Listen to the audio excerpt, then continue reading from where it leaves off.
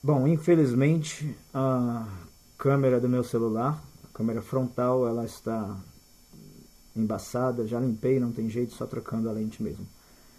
Então, gente, a questão é a seguinte: ontem nos stories eu deixei aí dois textos, né, falando sobre a questão da responsabilidade que nós temos, sobretudo quando as pessoas chegam até nós e dizem que a vida é muito curta e que você tem que, enfim, é, por conta disso, você mete os pés pelas mãos e de maneira inconsequente você, né, se experimenta algo que lá na frente pode te prejudicar. Ou se não te prejudicar, vai prejudicar a tua descendência, né, a tua semente. Isso é fato. E é interessante porque se nós pegarmos, por exemplo, o livro de Deuteronômio, no capítulo 5, a partir do versículo 9, tá? Eu vou pular um pouquinho aqui o versículo e vou direto aqui, tá?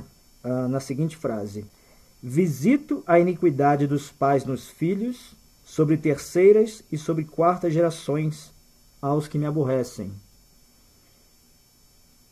E faço misericórdia até 2.000 gerações, vejam bem, até 2.000 gerações aos que me amam e aos que guardam os meus preceitos, meus mandamentos. Isso está em Devarim, Deuteronômio. O que eu quero dizer com isso? Muitas pessoas interpretam esta passagem como que se o Eterno ele imputasse pecado, né, nos filhos daqueles que cometeram pecado, propriamente dito. E não é isso que diz o texto. Lembram do que eu escrevi ontem? A vida pode ser curta, mas as consequências, elas atravessam gerações. Isso é fato. Sobre a questão da carne de porco, hoje nós temos estudos científicos sérios. Eu digo sérios porque não adianta você se basear em um estudo que está vendido para a indústria. Ele vai falar o que ele quer, a indústria precisa vender. Então, não adianta, gente. A pessoa, se você tem uma indústria, ela precisa sobreviver, ela é igual a questão do agrotóxico, né? Então, nós sabemos que faz mal, alguns ainda chegam a liberar até certo ponto, mas faz mal. Seja em pequena ou grande quantidade, faz mal. Então, mas sempre tem alguém para defender, né? E na questão da carne do porco é a mesma coisa. Não tem nada de benéfico na carne de porco. Então as pessoas que comiam carne de porco e que eventualmente não tiveram nenhum problema aparentemente, né? Ah, minha avó comia carne de porco, ficava na lata lá e nunca teve problema. Pois é. Mas hoje a ciência ela comprova, a ciência séria, que não está vendida, que não é mercenária, ela comprova que crianças que nascem com problemas cardíacos, às vezes até diabetes também, né, diversos problemas que anteriormente eram doenças comuns em idosos, em pessoas com uma idade mais avançada, cada vez mais frequente em recém-nascidos, né? Então isso é fruto da má alimentação que os seus avós, os seus antepassados mantinham. E aí, trazendo essa questão do capítulo 5, né, de Deuteronômio, versículo 9 e 10, quando ele diz que ele visita, né, o Criador, ele visita a iniquidade dos pais nos filhos, não quer dizer que ele imputa pecado aos filhos. É muito pelo contrário.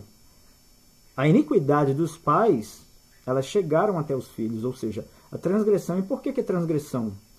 Olha, eu não posso dizer que é pecado para um não hebreu. Um não hebreu ele pode comer carne de porco, tá? Mas um hebreu ele não pode. Mas as consequências elas virão para todos, isso é fato.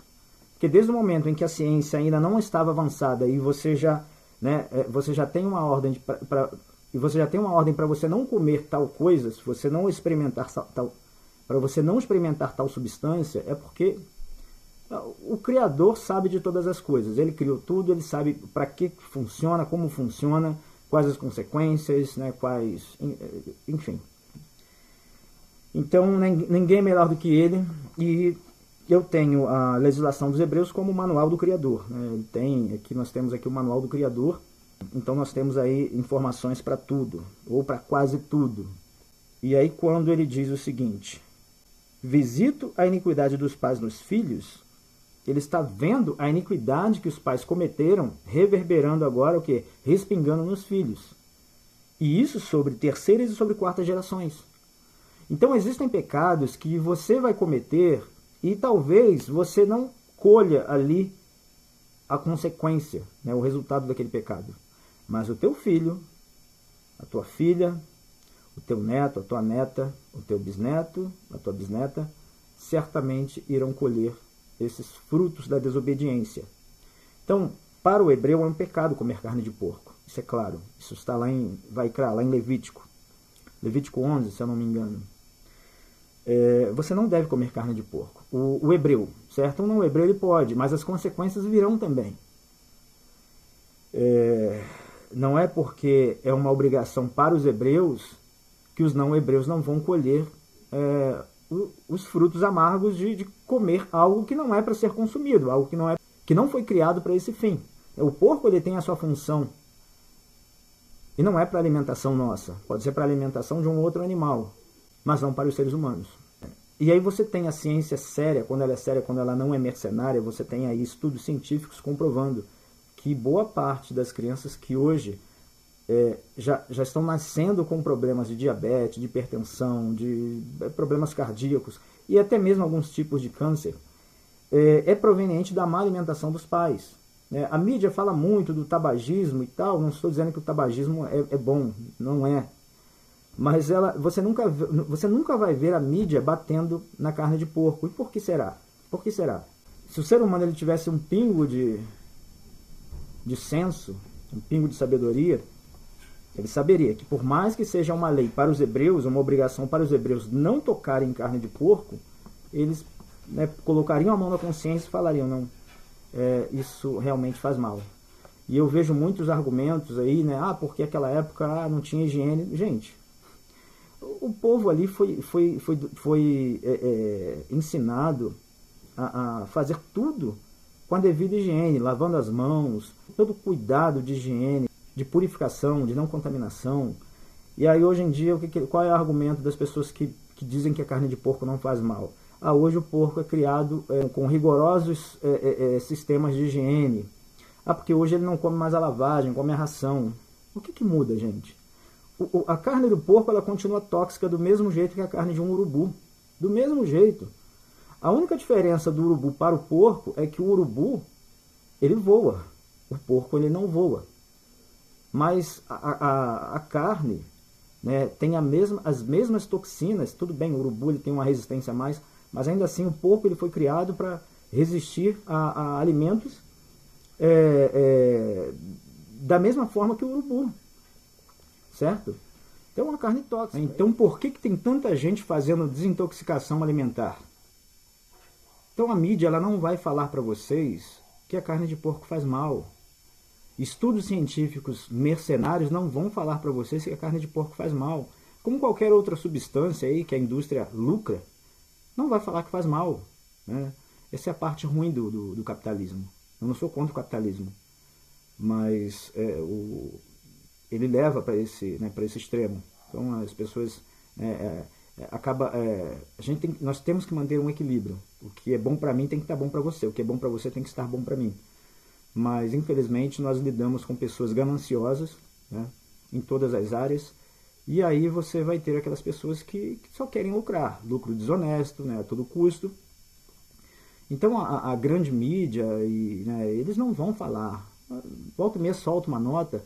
Uma coisa é certa, gente, se carne de porco fizesse bem, qualquer pessoa poderia comer. Tem gente que come e já sente o problema na hora. Se você tiver com alguma ferida, se você tiver com alguma operação, babau, tchau. Então isso é para vocês verem o quão tóxica ela é. Então ela tem uma toxina muito forte, idêntica à carne do urubu. Ela é tóxica. A diferença do urubu, volto a falar, para o porco é que o urubu voa, o porco não. O porco tem pelos, o urubu tem penas, mas ali a questão ali da carne deles, ali, aquele teor de toxina ali é praticamente o mesmo. Então para vocês entenderem, quando o Eterno diz que ele visita a iniquidade dos pais nos filhos, sobre terceira e quarta gerações, não é que ele está imputando, ele está fazendo aquela geração, os filhos dos pecadores, pecarem também. Não. Por tabela, esses filhos, eles estão colhendo agora o quê?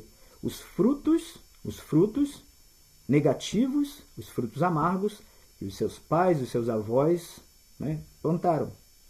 Né? Então hoje você tem uma série de doenças. Talvez, se nos aprofundarmos muito mais, tem outras séries de doenças que vai estar atrelada ao consumo de carne de porco. Uma coisa é certa, tem outra, a epilepsia, né? A epilepsia ela está ligada ao consumo de carne de porco. Isso é outro dado também que muita gente acaba abafando, mas isso é fato.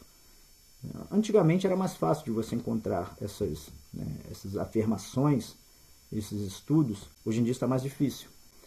Mas a realidade é essa. Né? Países que têm um alto índice de epilepsia é um alto índice de consumo de carne de porco. Então, gente, aquela questão, né? Hoje você experimenta algo, você consome algo que aparentemente não vai fazer mal ao teu organismo.